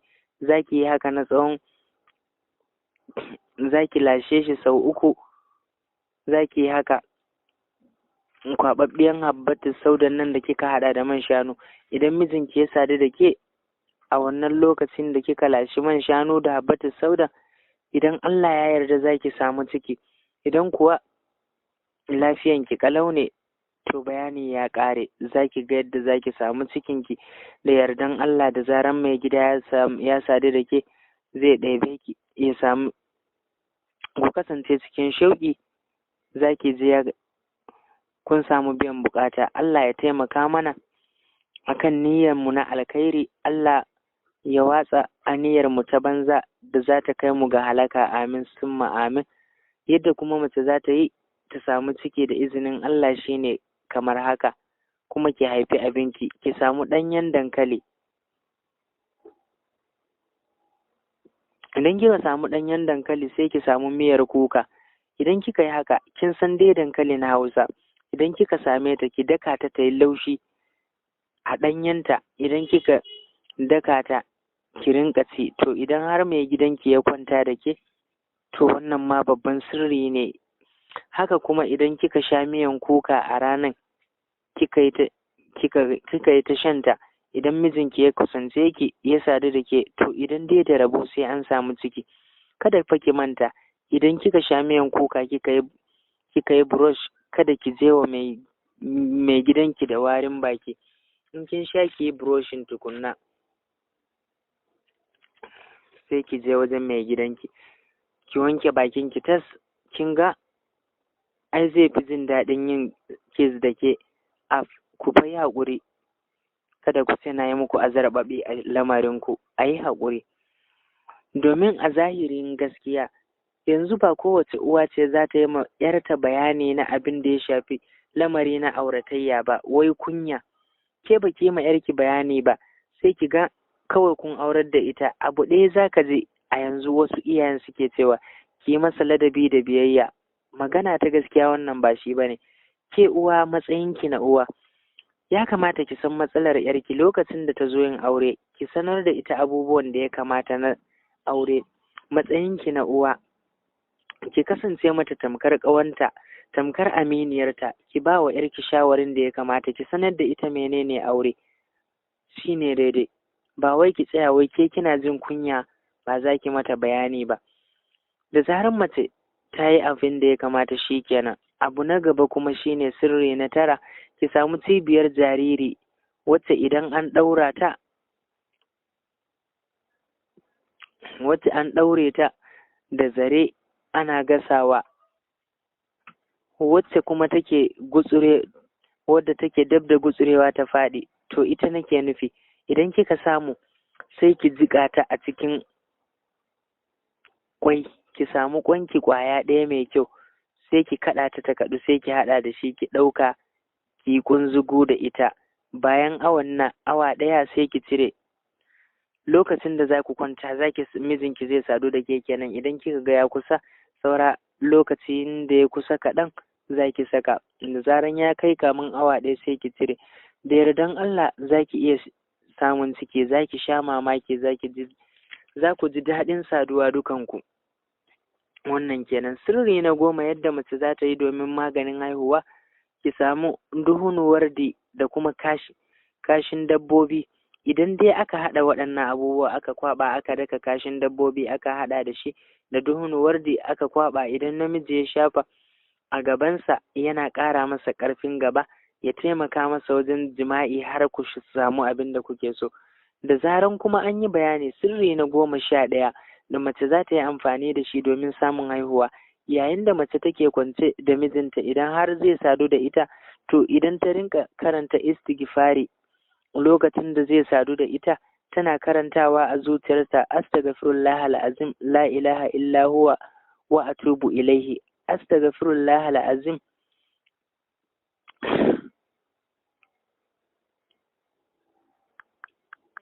Hakan ma yana taimakawa a samu ciki, kuma idan ta haihu a samu ɗa ko kuma ya mai albarka cikin yardan Allah. Sirri na 12 wadda mace za ta yi domin samun ciki na hanyar haihuwa da yardar Allah: kan agwagwa da kuma man tafarnuwa. Matan da bata taɓa haihuwa ba take so ta haihu, kuma ta daɗe bata haihu ba, bata ɗauki ciki ba tsawon lokaci, kuma tana sha'awar tana so ta ga ta haihu, to sai ta samu waɗannan abubuwa: kan agwagwa da man tafarnuwa. Idan kika samu kan agwagwan nan guda 2, sai ki tafasa su. ayya a yi haƙuri, idan kika samu man agwagwan nan guda biyu, ki fasa kan, ki zuba a wani ƙaramin kwano, ki ɗora a kasko a kan wuta. Idan kika ɗora a wuta sai ki zuba man tafarnuwa, ki soya ƙwan nan da shi. Idan ƙoyin ma ya dafu, bayan kin samo ƙoyi ya dafu, da safe ƙarfe 9 za ki ci kafin ki ci komai. Ko kuma ki samu ƙoyi na agwagwa shi ma guda 2. Idan kika samu ƙoyin nan shi ma ki haɗa shi da man tafarnuwa, ki fasa ki kaɗa shi sosai, sai ki samu kwano ko wani abin suya, sai ki ɗora a wuta, ki zuba man tafarnuwa da shi za ki soya. Don kika soya ƙoyin nan da man tafarnuwan nan, shi za ki fara ci kafin ki ci komai. Za ki yi haka kaman sau 5, kwanaki 5 ko kuma kwana 7. Mijin ke ci gaba da saduwa da ke, da yardan Allah za ki samu ciki. Wannan shine bayaninmu na ƙarshe, da yardan Allah. Alhamdulillah, a nan muka kawo ƙarshen sirrikan da mace za ta haɗa wa kanta don samun haihuwa cikin yardan Allah. Don Allah, idan da abin da baki sani ba, to ki yi tambaya, ki waya a fahimtar da ke, kada ki yi abu ba haka ba. Allah ya taimaka mana akan niyyarmu na alkhairi, Allah ya sa mu dace, amin summa amin. Abu na gaba kuma da za mu yi bayani a kai shine macen da take samun ciki kuma yake lalacewa. Sai ki nutsu da kyau ki ji ni, 'yar uwa, ki samu waɗannan abubuwa da zan lissafa miki, ki yi amfani da su. Na farko, ki samu garin zogale gwangwami 3, ki samu rai ɗore gwangwami 3, garin habbatus sauda gwangwami 3, kin ji abu 3 kuma gwangwami 3. Ki haɗa su waje ɗaya, ki daka su, ki cakuɗa su wuri guda, ki rinka shan cokali ɗaya da safe, ɗaya da rana, ɗaya da yamma ko kuma da daddare. A cikin kwanaki 3 za ki yi haka, ko kwanaki 7 za ki yi haka. A cikin kunu ko koko za ki rinka sha. Da yardan Allah za ki samu lafiya cikin da za ki samu kuma ya tsaya. Abu na gaba kuma, cibiya. Idan ya mace ta ji cibiyarta yana matuƙar yi mata ciwo, wannan ma alama ce ta mahaifarta a buɗe take, tana shirin ɗaukar ciki. Sai a yi ta saduwa da mai gida, ba tare da jimawa ba ciki zai iya bayyana. Abin nema ne ya samu fa kenan. Allah ya taimaka mana, ya shige mana gaba akan niyyar mu ta alheri. Idan mace ta samu ciki, ta ji ba ta sha'awar saduwa da mijinta bayan wani ɗan lokaci da saduwarsu, to alama ce fa ta ƙin samun ciki. Don haka kwanaki kaɗan za ki ji kin fara kasala, yawan bacci, taran yawo a baki, kwanciya babu dalili, tashin zuciya da amai da sauransu. To abu na farko, da zaran kin fara gama aikin gida, shara, wanke-wanke, girki, ki sa wa mai gidanki kamshi, sai ki ji ki yi wanka, ki sa matsatsun kayan da za su bayyanar miki da jikinki, sai ki kwanta ki langwabe tare da mai gida. Yana zuwa zai ganki fes fes, za ki ga yadda zai rinka tarairayar ki tare da kulawa da ke, ajiye nan tsakanin. Kin ga kenan sai ki ta shagabar ki san ranki, ya ta biye miki, tunda dai ya ji duk inda ya tura hancinsa kamshi ne yake tashi. Gashi kin kasa kin ɗumame jikinki, duk halittunki sun bayyana, kin ɗame kayan jikinki da ko ina da kaya mai kyau, ko ina shafawa zai yi tare da limshe ido. To ke ma me zaki yi, me zaki ji banda jin daɗi yarinya? Idan baya nan fa, ki yi ta kewarsa, kina Allah Allah, Allah ya dawo miki da mai gidanki lafiya. Hankalinki yana kansa, shi ma hankalin shi yana kanki, Allah Allah yake dawo ga halin da kike ciki. To lallai fa za ki ga koyaushe kuna marmarin juna. Abu na gaba kuma na alamomin hakan, za ki ga kan nononki ko kuma ƙofar nononki ta toshe, ya kuma ya mutse, za ki ga nononki ya sake. To wannan ma alama ce ta cewa ciki ya shiga. Da kwanaki 2 kuwa za ki ga kin fara karo da matsalolin laulayi. Sai a kula a yi laulayi mai tsafta, wadda mai gida zai iya kasancewa tare da ke, ya rinka kula da ke a kowane lokaci. Za ki ji kunnen mai gidanki yana miki wani irin yanayi lokacin da ba kya jin magana sosai, to alama ne ma ta samun ciki nan ma. Haka kuma idan da daddare ne za ki kwanta, sai ki haɗa zuma mai kyau da ruwa ki rinka sha. Idan kika kwanta bacci kika ji cibiyarki ta kulle miki, da alama ne na ciki nan ma. Kafin ki sha zuma da ruwa, ki fara cin abinci. Idan dai cikin ne, to lokaci ƙalilan za ki fara yin laulayi. Sai kuma ki kula da yin tsafta, kada kasala ta saka ki kwanciya kamar malalaciya, ki malala kamar ruwa, ki tashi ki yi wanka ma kin kasa da wanke-wanke da shara, bare kuma girki. Idan amai ya zo miki, sai dai ki tura kai cikin tsommokara ki yi a wannan wajen, ki bar su. Ki yi ta fama da tarin yawo a baki, ki sa mijinki ya rinka kyamanki. Yana dawowa a gajiye ga wahala ya sha, da zaran ya yi miki maganar abinci ki ce baki da lafiya baki girka ba, to lallai fa za ki jawo wa kanki tsana a wajen miji. Kin zauna baki yi wanka ba, kin sha amai, ga warin amai ga karnin yawo, duk sun haɗa miki sun yi miki yawa, dole ne za ki ɗoyi. To ta yaya ne namiji ba zai ji wani irin yanayi ba? Ta yaya zai iya wata tarayya da ke idan baki yi sa'a ba ma? Wannan shine zai sa ya yi fatali, ki jawo wa kanki kishiya, ko kuma ya zo ya zamo sanadiyar saɓawa da zaki wa mijinki, don zaki ce ya haɗa ki da ciki baya kulawa da ke. To ke kika jawo wa kanki wannan, ko ma menene? Dan Allah 'yan uwa mata sai mu kiyaye, mu kula, mu gyara. Babi na 4 kuma za mu yi bayani ne akan irin mazan da mata suka fi so a rayuwarsu. Mata mafi akasarinsu sun fi son mutum ne nitsatse, kamamme, wadda ya san mutuncin kansa. Mata suna son ɗa namiji ɗan gayo, mai tsafta, mai yawan ƙamshi, ma'abocin fara'a da sakin fuska, ba yadda kuma zai har a rena shi ba. Ba a son namiji sakare ko kuma soko mai bin zugar mata da shawarar mazuga mata. Mata suna son namiji mai ƙoƙarin neman abinsa na kansa, wadda yake da zuciyar nema da kuma rufin asiri, wadda baya yi wa mace ƙarya, domin ƙarya tana zubar maka da ƙimarka da mutuncinka da girmanka, ya zamo ba a ganinka da mutunci. Mace tana son namiji mai ƙwazo, mai yawan yin alheri da kuma yi don Allah, ba don a san yayi ba ne. Ba su son kuma marowaci, don mata suna shan wahalar zama da irin maza marowata. Mace ta fi so ta samu namiji mai yawan magana, ko me ya ce ta zauna, mai cika alkawari, wadda baya cin amanar kowa. Mace tana son ta samu namiji mai iya yi da kuma riƙon gidansa, ba zai tsaya yana rowa ba, ba zai tsaya ce ku ce ko kuma sa'in sa akan kuɗin cefane ba, ko kuma ya ce me kika yi da kaza ya ƙare. Mace ta fi son namiji wadda zai rinka mata wasannin soyayya kala-kala, da tare da motsar mata da sha'awa, ya zama kuma idan yana saduwa da ita zai tsaya tsayin daka ya kula da ba ta haƙƙinta sosai. Ma'ana, ko da shi ya biya buƙatarsa, ba zai ƙyale ta ba sai ita ma ta biya nata, ta gamsu ko kuma bata gamsu ba. Idan har namiji ya zamo baya iya biyan buƙatar matansa, zai ɗaga ma matarsa hankali ne kawai, shi da ya biya nashi buƙatar shi kenan. To haƙiƙa hakan yana kawo tsinar miji mai ƙarfi a zuciyar matarsa. An fi so idan har kai ka biya buƙatar taka, to ita ma ka biya mata tata. Kada ka cire ka barta kai ka biya naka ka barta a ciki. To ko yaya ne ka barta in ka ci gaba da wasa da wasu wurare na jikinta, har zuwa lokacin da ita ma za ta biya nata buƙatan. To matarka za ta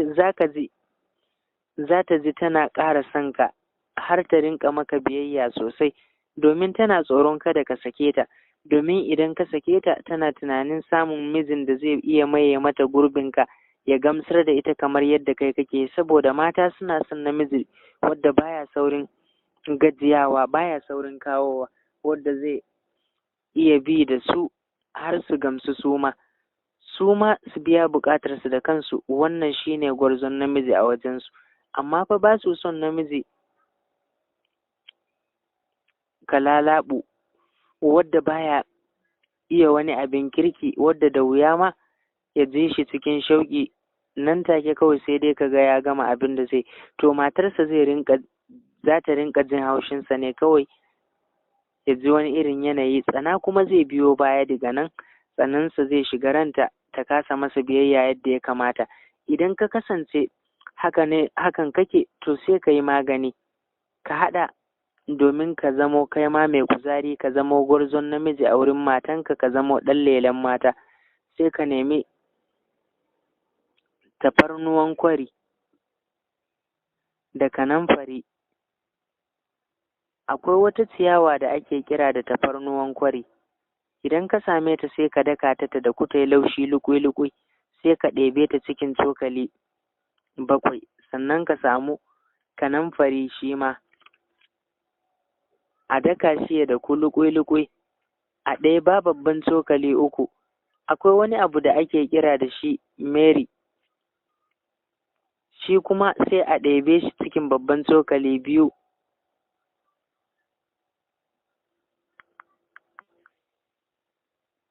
Shi Mary in case ɗin ana ɗiban shi cokali 2 sai a haɗa su a cakuɗa waje ɗaya.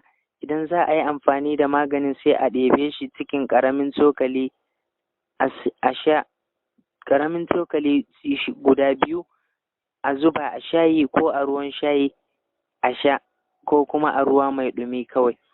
Hakan yana sawa namiji ya kasance ba zai saurin kawowa ba, har sai ya gamsar da matarsa ita ta kawo nata, shi ma zai kawo. Ka zamo mai tattalin matarka koyaushe, domin mata suna son namiji mai wasanni. Namiji ya kasance mai yawan rungumar matarsa da mata kiss, ya rinka cusa kansa cikin jikinta, yana wasanni da mamanta, yana shafa su, yana tsotsan su, yana wasa da su da harshensa, ya rinka yamutsa gashin kanta da yawaita faɗa mata kalmomi masu daɗi a kunnenta, ya rinka yawan yaba mata komai nata. Idan kuwa ta zamo kusa da shi, ya rinka jawo ta jikinsa, su rinka wasanni koyaushe. Haka kuma mata sun fi son namijin da zai rinka tausaya musu, yana damuwa da damuwansu, yana damuwa akan sha'aninsu, yana rarrashinsu da lallaminsu da kalamai mai daɗi, yana ba su kyakkyawar kulawa da ko yaya ne idan ba ta kusa da shi zai je yana kewarta. Ka zamo mai kula da matarka a koyaushe. Haka kuma ka zamo mai kula da cinta da shanta kamar yadda Allah ya ɗora maka nauyinta. Kada ka yi mata mugunta idan tana yin ‘yar sana'arta, ka rinka barinta tana yin sana'arta a gida da kanta, kai kullum ka rinka cewa baka da shi. Ka ji tsoron Allah maɗaukakin sarki akan nauyinta da yake kanka da na ‘ya'yanka, don ba ita ta ɗora maka ba, Allah ne ya hore maka. Hakika akan kanka ne, haƙƙi ne kuma akan kanka ka fita ka nemo ka kawo wadatacce, ta dafa daidai yadda zai ishe ku da ‘ya'yanku. Kada ka bata abin da ba zai ishe ku ba, alhali kuma Allah ya baka, kai kana da shi, ka ɓoye ka ce baka da shi. Ka barta tana ta fama da wahala, gaɓoɓinta da aljihunta, ɗan abin da take sana'a tana musu, kana karɓa kana wani abin da shi kai ma buƙatunka, ga buƙatunta da na iyayenta ko ƴan uwanta. Ka ɗora nauyin da ba nata ba akan ta, ciyarwa ko shayarwa. Allah fa yana kallon ka, ba zai kuma ƙyale ka ba, domin ka cutar da baiwarsa, ka wahalar da ita, ka ɗora mata nauyin da ba nata ba. Idan har da gaske kake yi baka da shi, matar kamar rufar asirinka ce. Idan tana da shi zaka ga ta agaza maka, ta tattala maka, ku rufa wa kanku asiri ba tare da wani ya ji ku ko ya gan ku ba. Kai kuma ka kasance kana jin tsoron Allah, kada ka rinka ɓoye ma matanka samunka, sai dai ka gaya mata babunka kawai. Kada ka tara 'ya'yanka ka zame hannunka a kansu, ka bar su da wahala, ita ma ta yi ta wahala, kamar yadda wasu maza suke yi, su kyale matansu da wahalar 'ya'ya, sai dai kawai mace ta nema ta ciyar da 'ya'yanta, ta shayar da su. Irin hakan sai ka ga 'ya'ya kamar bayi, ba makaranta sai yawon talla. Ba ga mazan ba, ba ga matan ba, duka 'ya'yan sun san cinikin kasuwanci, lungu-lungu, sako-sako, sun san shaguna, sun san tashoshin mota, kusfa-kusfa. ku tuna fa 'ya'ya amana ce a gare ku iyaye, Allah ne kuma ya ba ku amanan nan ba kowa ba, kuma komai yanayin da za ka kasance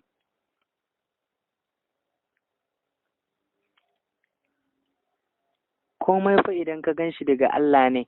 Haka kuma zafin nema baya kawo samu, ɓarawo ma cewa aka yi gajen haƙuri yake yi, da zaran ya yi haƙuri duk abin da ya sata yana zaune abin zai zo ya same shi, sai yake yin gajen haƙuri ya fita ya sata. To ballantana kai da kake neman halak ɗinka bakin rabonka, duk inda yake zai same ka. Da Allah mazaje ku rinka kula da matanku da 'ya'yanku, ku daina sakarwa mata ragamar gida. Idan ko kun yi abin da ya fi ƙarfinku, domin kai sai ka zama mijinta ce, domin sai ta yadda ta yi da kai, tunda ita ce take nema take siyar da kai da kuma 'ya'yan, to dole ne ko kaga ka bi umarninta, tunda nauyin da Allah ya ɗora maka yanzu ka zama rago ka kasa ɗauka ka bar mace da shi, kaga kuwa dole ne ka yi haƙuri da halin da duk za ta yi maka. Halinta kana ji kana gani, karatu ya gagari 'ya'yanka, su kuma sun kasance 'yan talla.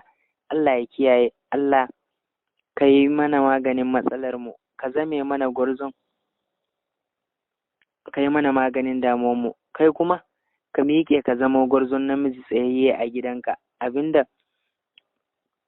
ya samu a yi abin da ya kamata, abin da ka ce dole a yi, ka kula da tarbiyyan 'ya'yanka, makarantarsu a kan lokaci, islamiyya da boko, kada ka gaji da kowace irin ɗawainiya na karatunsu, cinsu da shansu, suturansu, ka yi daidai ƙarfinka, kada ka ce ba ka da shi ba za ka iya ba. Yaro ba shi da mantuwa, duk abin da ka masa yana sane, yana kuma riƙe da shi a ransa.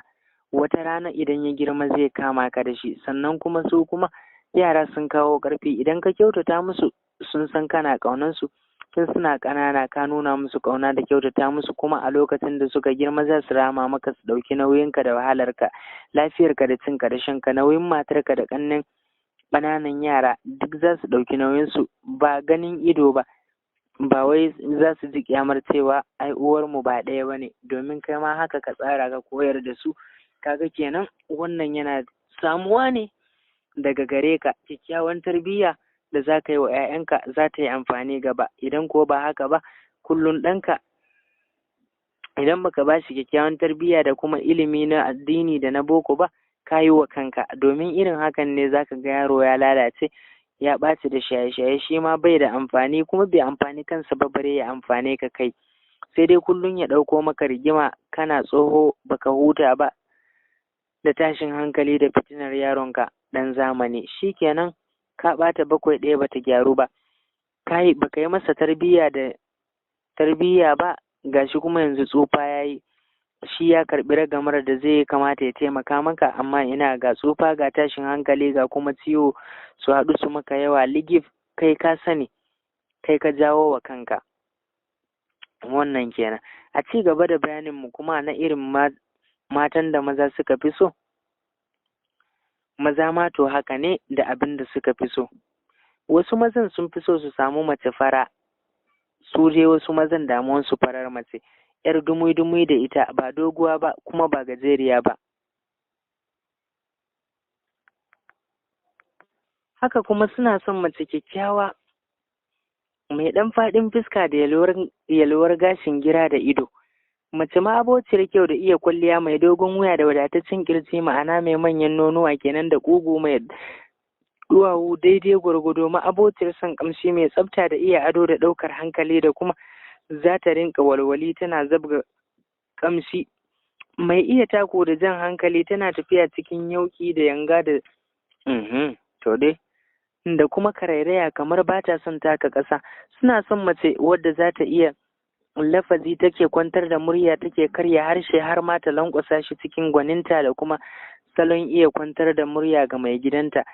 Akwai wani namiji ma da ya fi son mace siririyar mace, kuma wani ya fi son kalan chocolate, ma'ana ita ba fara ba kuma ba baka ba, irin kalan matan nan ne waɗanda ake kiransu da chocolate kala, waɗanda kalansu mai wuyan samu ne, kyawawan mata ne ajin ƙarshe, sirara kalan-kalan da su, masu ƙiran kalangu ko kuma na ce ƙiran coca-cola, masu iya yi da yauƙi da kuma iya yanga, masu furta kalma cikin sauƙi da kuma makale murya kamar ba su son magana, masu kyau da tsari da iya ado, masu amfani da kyakkyawan man da zai sa musu laushi da kuma tsantsin fata.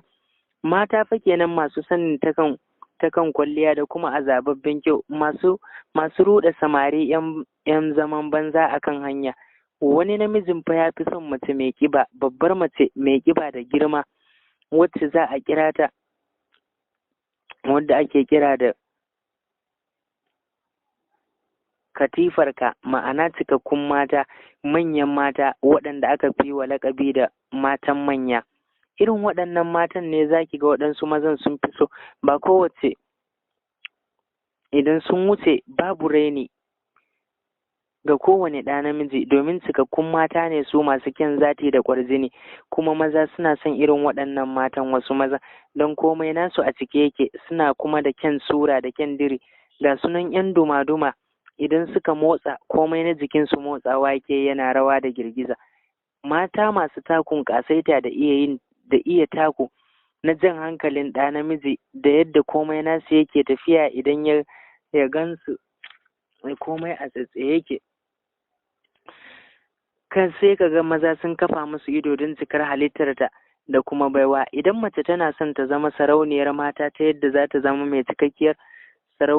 cikakkiyar sarauniyar mata mai sa mai gida tsalle, sai ki zamo cikin iya kissoshi da abubuwa da dama. Ki zamo mace mai ladabi, ki zamo mace mai kara, ki zamo mace mai tsafta, ki zamo mace mai yawan wanka akai-akai, ki kasance cikin kamshi mai daɗi da sanyaya zuciya, ki zamo mace mai iya kissar nan taki ta iya yi ce da kuma gyara da kulawa da kuma sauran abubuwa. Ki kasance mai kula da uwar miji da danginsa da duk wani wanda ya raɓi mijinki ko ya yake in yana zaune a ƙarƙashinsa. Ki zamo mace mai iya feleke da kwarkwasa da kuma iya karairaya. Ki zamo mace mai kasancewa cikin gayu da sansanyar magana. Kai, ki zamo mace mai cike da taushi da sanyayyen lafiza, wato koyaushe ki zamo mace mai iya kalma mai daɗi. Haka kuma ki zamo mace mai iya kwantar da hankalin miji duk sanda kika ganshi cikin fushi da damuwa. Ki san yadda zaki ki lallaba shi, ki rarrashe shi ya fita daga cikin fushin da yake yi, ki sa shi dariya. Ki zamo mace mai sa mijinki farin ciki da annishuwa. Ki kasance mace mai iya kissa da sanin sirrika na kwanciya. Haka kuma ki kasance ta yadda zaki biya wa mai gidanki buƙatarsa, ya kasance kin san hanyoyin da zaki bi domin inganta rayuwarku da faranta ran mai gidanki da kwanciyar hankalinku da zuciyarku. Kin zamo mace wacce ta san yadda za ta yi ta tayar da sha'awar mijinta, ba wai ke ki je ki kwanta masa kamar ruwa ba sai yadda ya juya ki. Wannan kuskure ne. Ki zamo macen da ta san yadda za ta yi wa mijinta ya ji daɗi, ki san yadda za ki rinka yi masa da wasu irin kiss da kuma wasu irin sumba, da kuma kama leɓensa kina tsotsa, daga nan kuma ki tura harshenki cikin bakinsa kina juyawa a hankali yadda za ki sauya masa tunaninsa, ki dulmuya shi cikin kogon tunani da kuma kogin ƙaunarki. Ki san yadda zaki rinka hura masa sanyayyar iska ta cikin kunnensa ta yadda zai ruɗa shi. Ki tafi da hankalinsa da imaninsa ya mance a wace jiha yake, ya rinka tafiya yana tafi yana soman daɗi, sai ki ga kin dawo da shi hayyacinsa tukunna. Idan kuma mai gida yana saduwa da ke, ki rinka yi masa yin sama-sama da mazaunanki, wato duwawunki, kina yin ƙasa da shi, kina kuma rungume shi, kina wani irin ƙanƙame shi tare da yin shashsheƙa mai kamar ta kuka ko dariya. Kina kai hannu ƙirjinsa kina shafawa, kina ɗan murza kan mamansa, kina wani shashsheƙa cikin yanayi na kuka da shagwaba. Hakika hakan zai ƙara masa ƙaimi da azama na bin abin da yake, zai kasance cikin jin daɗi da annishuwa. Kada fa ku manta, muna nan a littafin ƙasaitacciyar mace mai mallakar miji. Ku yi haƙuri 'yan uwa maza da mata. Kada fa ku ce na yi rashin kunya, ko kuma ku ɗauki abin nan da wata mummunar manufa kamar yadda wasu suke yi. Idan muka koma ɗaya ɓangare, musulunci, addininmu na musulunci ya cire kunya akan abin da ya shafi addini kwata-kwata. Matuƙar abin da za a yin zai ƙaru ne, bayansa za su ƙaru ne ta fuskar addini na musulunci, domin aure hanya ce ta zaman tare tsakanin miji da mata, wanda yadda za a yi yadda da juna da amincewa juna da kuma ƙaunar juna ita take haɗuwa, hakan ne yake kawo dangantakar aure. Tsantsar soyayya da ƙaunar juna da kuma ganin ƙimar juna da mutunta juna idan hakan ta kasance tsakanin miji da mata, sai iyaye su aminta da cewar lallai 'ya'yansu sun haɗe kansu suna kuma son junansu, sai ka ga ya kamata a ba su dama su auri junansu. Daga nan iyaye sai su haɗu su shige gaba su ja ragamar maganar aure su haɗa 'ya'yan nasu aure. Shi ne fa ake ɗaukar mataki na tara jama'a 'yan uwa da abokan arziki domin su shaida auren 'ya'yan nasu. Kowa da kowa ya san cewa waɗannan masoya zama suke yi mai muhimmanci irin wadda manzon sallallahu alaihi wasallam ya ce a yi, yadda ya koyar da al'ummarsa, ya yi musu sha'awa su auri junansu su kuma raya sunnansa kuma su kula da kansu. Kowa dai ya sani ya kula da haƙƙin ɗan uwansa wadda ya rataya a kansa.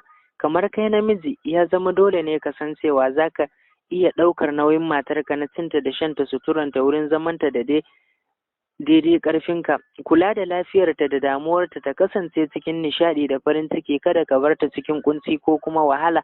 Ka kasance mai sakar mata fuska kuma ku yi wasa da dariya, ba wai sakin fuska irin wadda zai ja maka reni ba kuma sakin fuska irin wadda zai kawo ta daina ganin girman ka ba, don kowane irin wasa abu ne mai kyau tsakanin mata da miji. Duk wani mataki da zai jawo ƙarin ƙauna da sha'awa tsakanin ku yi wasan, ko da irin yar goyen nan ne da kuma wasan ɓuyan nan dai da na ɗan burin sai dai kawai wasanni dai irin na rufe ido da dai sauransu.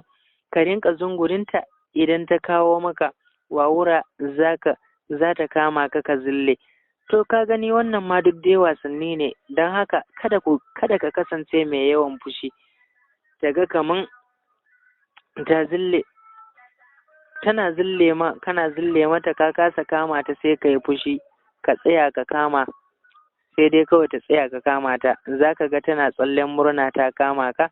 Idan ka ga ta gagara kama ka, kai ma sai ka tsaya. Ita ma haka za ka ga tana cikin nishaɗi da murna da walwala, kai ma za ka kasance cikin nishaɗi. Za ku yi wasanni, kai ko da 'yar ƙwallon nan ne ku ɗan yi tsakaninku, duk wani abu da zai saka ku nishaɗi da walwala sai ku yi shi. Ka jawo matarka a jiki, ka nuna mata ƙauna da so, ka saki jiki da ita, ka nuna mata tsantsar soyayya, ka ba ta kulawa ta musamman. Ku yi rayuwa mai kyau da tsafta, za ka ga rayuwarku tana tafiya daidai da ƙaunar juna. Kai namiji ka zamo amintacce, ga zamo amintacce, za ta rinka ɓoye muku sirrinku. Ku zamo abokan hira, ka zamo abokin shawaranta. Idan ka saba mata da haka, to ko da wani laifi kai mata ba za ta iya gaya wa iyayenta ko wani ba, za ta ɓoye sirrinta har sai ka dawo ka zo ka rarrashe ta sauko ka ji matsalarta. Ku sasanta kanku ba tare da kowa ya je ku ba ko ya gane halin da kuke ciki. Idan kuma ke ne kika ɓata masa rai ya yi fushi da ke, kada ki nuna taurin kai ko kuma girman kai, kada ki nuna ɗagawa, domin mijinki ne. Ki je ki lallaɓa shi, ki ba shi haƙuri, ki rarrashe shi, ki maraice masa da sigar rarrashi da kalamai masu taushi da ban haƙuri har sai kin ga ya haƙura ya sauko, sannan ki netsu. Mijinki ne, idan kina yi masa, ki faɗa masa lada za ki samu idan kina masa wasa da dariya a wajen Allah. Don mu 'yan gata ne, mun ci darajar annabinmu Muhammadu sallallahu alaihi wasallam.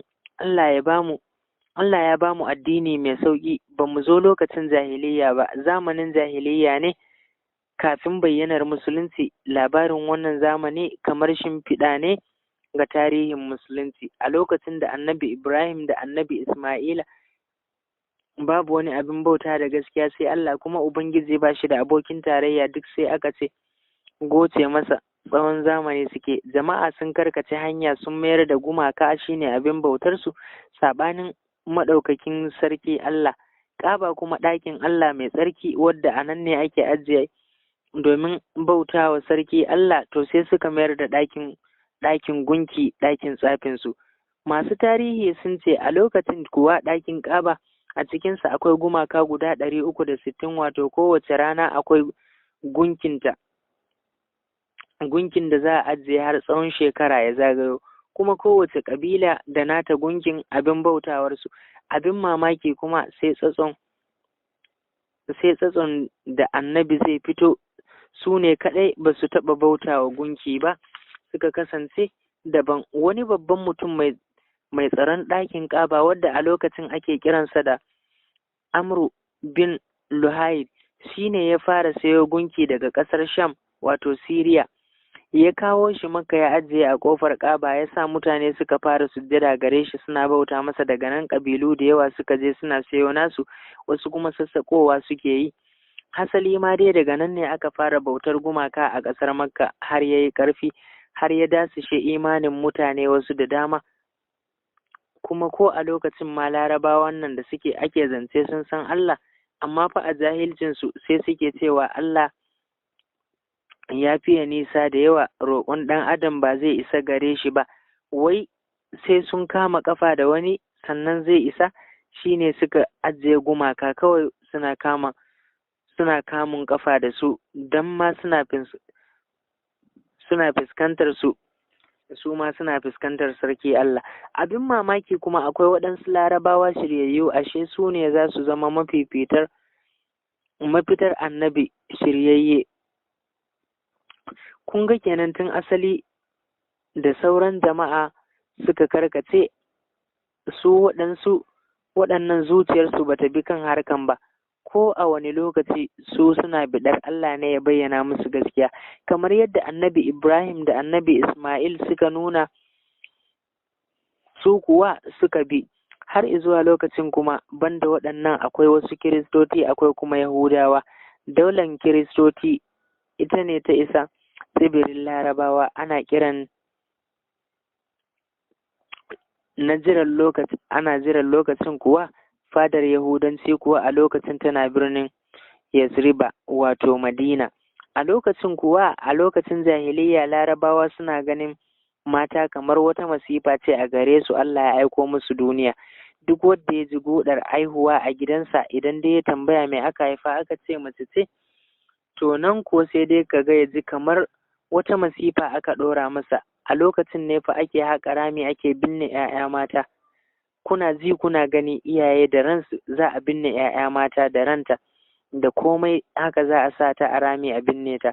Waɗanda kuma suka samu rayuwa, waɗanda suka rayu ne ba a binne su ba, to su ma suna tashi suka gan su nan ne fa ba su da wani yanci.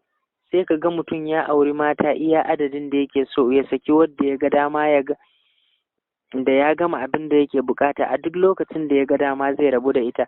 Duk da haka kuma su matan Larabawan nan cike suke da mutuncinsu da biyayya, saboda haka ko za a binne su suna kallo ake haƙa rami a rufe su, ba sa ɓata rai ko kuma su yi raki balle su ƙi.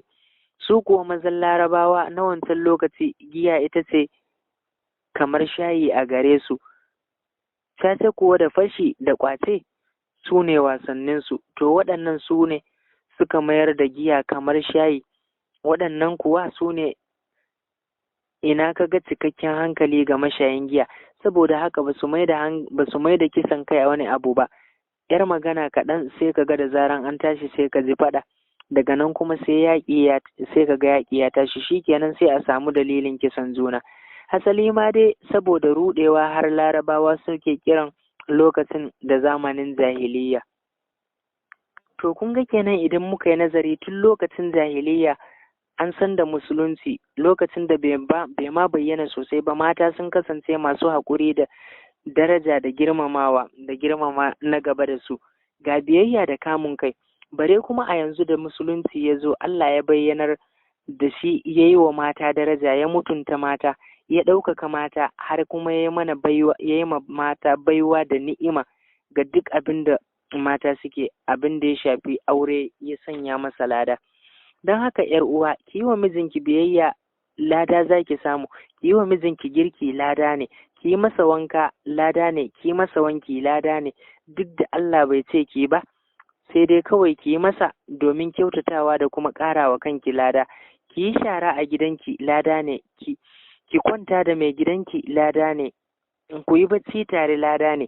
sallarki a ɗakin mijinki ta fi ta mace mara aure lada, azuminki a gidan mijinki ya fi na mara aure lada, ki sumbaci mijinki lada ne, ki rungumi mijinki lada za ki samu, ki yi kwanciyar aure da mijinki ki ji daɗi ga kuma ɗimbin lada mai yawa, ki yi wasa da dariya da mijinki lada ne, ki faranta masa lada ne, ki sa shi farin ciki lada za ki samu, ki sa shi nishaɗi lada za ki samu, ki saka shi cikin shauƙi ki samu ciki lada za ki samu. Tun daga lokacin da kika ɗauki ciki ake rubuta miki aikin ladan da kike yi har zuwa lokacin da zaki aihu kika gama renon yaron ki ko yarinyar ki kika yi yaye kina cikin lada, domin bauta kike yi. Samun aljannar ya mace